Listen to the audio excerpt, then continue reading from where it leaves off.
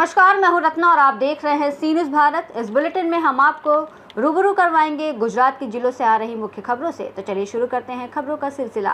पहली खबर बड़ौदा से है, जहां 4 गांव में नगर पालिका में शामिल किए जाने के बाद विरोध का तूफान खड़ा हो गया। अगली खबर भी बड़ौदा से है, जहां डिग्री ना होने पर धर्मपुरी गांव में क्लिनिक चलाने वाले डॉक्टर के खिलाफ कड़ी कार्रवाई की गई है। और ऐसी तमाम खबरों पर विस्तार से चर्चा करेंगे इस बुलेटिन में। दबोई नगर पालिका ने तालुका के 4 गांव वेगा, काजापुरा, टिम्बी और तरसाना को नगर पालिका में मिलाने का प्रस्ताव रखा है। चारों गांव ने इस प्रक्रिया पर असंतोष व्यक्त किया है।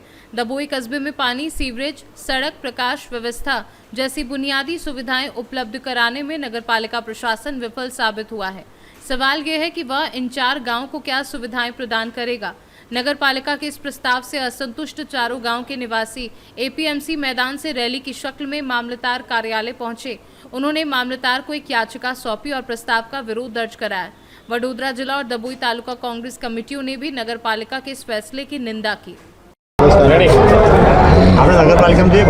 जे रीते दबोई नगरपालिका द्वारा 4 गामों समावेश करनारो नगरपालिकामां जे निर्णय करवामां आव्यो छे ए निर्णयना विरुद्धमां अहींया 4 गामना सरपंचश्रीओ, गामना सौ वडीलो, युवानो अने माताओ बहनों सहित अहींया एमनो विरोध नोंधाववा माटे अने आवेदनपत्र आपवा माटे अहींया कचेरी खाते आव्या छे।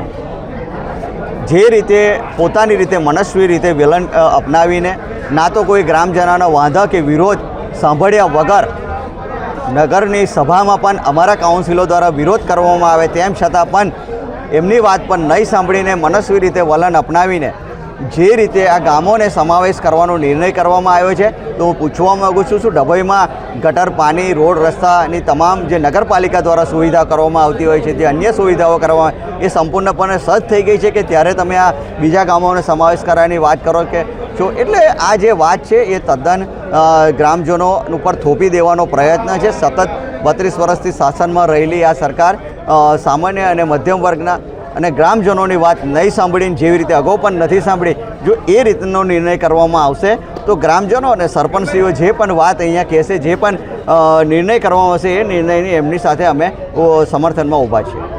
ચાલો હું કહું આજ ફરી બોલો બીજા નંબર હા ભાઈ બોલો હું બોલું પણ એવું ભાઈ યાદ નહીં રહેતું।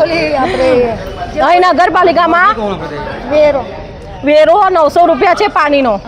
જ્યારે અમારા ગામમાં અમે ઘરનો પણ વેરો નથી ભરતા અને પાણીનો પણ વેરો નથી ભરતા અને આ લોકો અંદર અમને જાણી જોઈને અંદર ફસાવે છે। ગામનો સમાવેશ કરવા માંગે છે, મરજી કોઈની પૂછી નથી, ગામની નહીં કે ગામજનોની નહીં કે સરપંચની નહીં। અમારે અમારા 4 ગામનો કોઈ સમાવેશ કરવો નથી નગરપાલિકામાં। હા, બધા મજૂરી કરીને જ ખાય છે। એક વેરાનો એમને 100 રૂપિયા રોજ હોય છે, એમાં બધું પૂરું કરવાના વેરા કઈથી ભરશે? આ બધી પબ્લિક અમારો કોઈ અહીં આગળ નિકાલ નહીં આવે તો અમે આગળ જશું। અમારા ગામ જવા તો નહીં દઈએ। અમારે આટલી રિક્વેસ્ટ છે કે અમારા 4 ગામ અને અમે તો બધાને જ કહીએ છીએ, પ્રેસ વાળાને પણ કહીએ છીએ કે અમારી આ વાત તમારથી જેટલી પહોંચે એટલી પહોંચાડો અને અમને બીજા ગામોનો પણ મદદ લેવી પડશે તો અમે લઈશું। અને આ સરકારે અમે જો લાયા છે ને તો અમે પાડીશું પણ આ સરકારને, એમની તાકાત છે અમારામાં।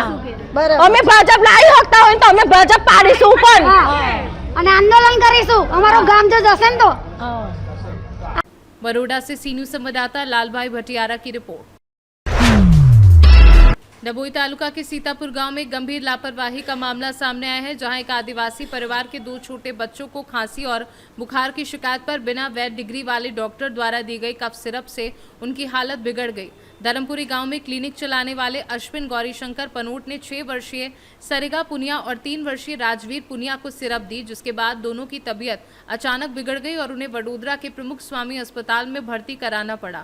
घटना की जानकारी मीडिया में सामने आने के बाद स्वास्थ्य विभाग ने जांच शुरू की, जिसमें ये चौंकाने वाला खुलासा हुआ कि डॉक्टर अश्विन पनोट के पास ना तो किसी तरह की मेडिकल डिग्री है और ना ही दवा रखने या बेचने का लाइसेंस। जांच में यह भी पाया गया कि वह बिना किसी कानूनी अनुमति के क्लिनिक चला रहे थे और मरीजों को दवाएं दे रहे थे। इस पूरे मामले को गंभीरता से लेते हुए तालुका स्वास्थ्य अधिकारी डॉक्टर नीलकमल देव कुमार सिंह की ओर से संबंधित पुलिस थाने में शिकायत दर्ज कराई गई, जिसके आधार पर पुलिस ने आरोपी अश्विन पनोट को गिरफ्तार कर लिया है।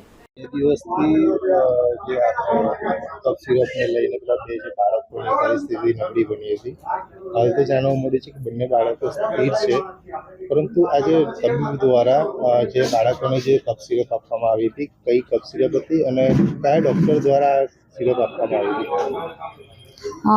આજે ડભોઈ ખાતે સિદ્ધપુર ગામના જે બે બાળકો છે, એક જ ઘરના બે બાળકો છે અને એને અહીંયાના જે ધરમપુરી ગામમાં એક ડૉક્ટર તબીબ તરીકે જે કરતા હતા સારવાર, એની પાસે સારવાર લીધી હતી અને એમને દ્વારા કફ સિરપ અને દવાઓ આપવામાં આવી હતી.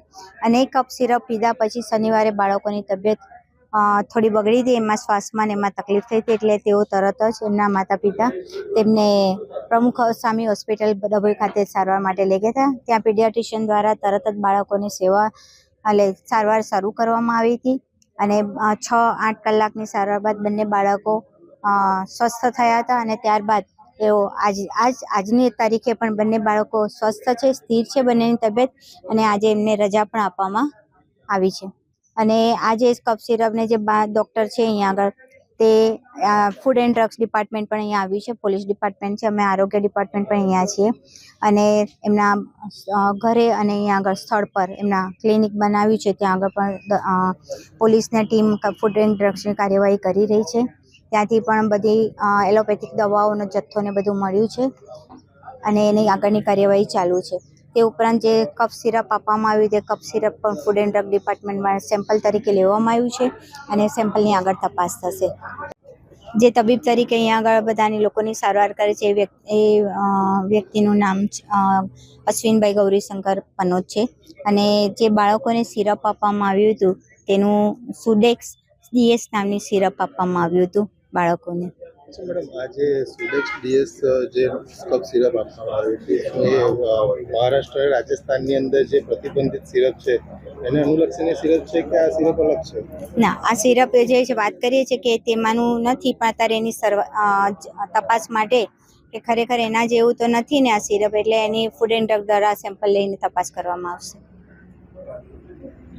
बड़ौदा से सी न्यूज़ संवाददाता लालभाई भटियारा की रिपोर्ट। बड़ौदा के वागोडिया क्षेत्र स्थित गुगलियापुरा नई GIDC के सिद्धि औद्योगिक क्षेत्र में डायनेमिक इनक प्राइवेट लिमिटेड कंपनी के प्लॉट नंबर 246 में भीषण आग लगने की घटना सामने आई है।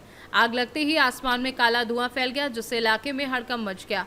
सूचना मिलते ही वागोडिया पुलिस मौके पर पहुंची और फायर ब्रिगेड की टीम ने कड़ी मशक्कत के बाद आग पर काबू पाया। हालांकि आग से कंपनी को भारी नुकसान पहुंचा है।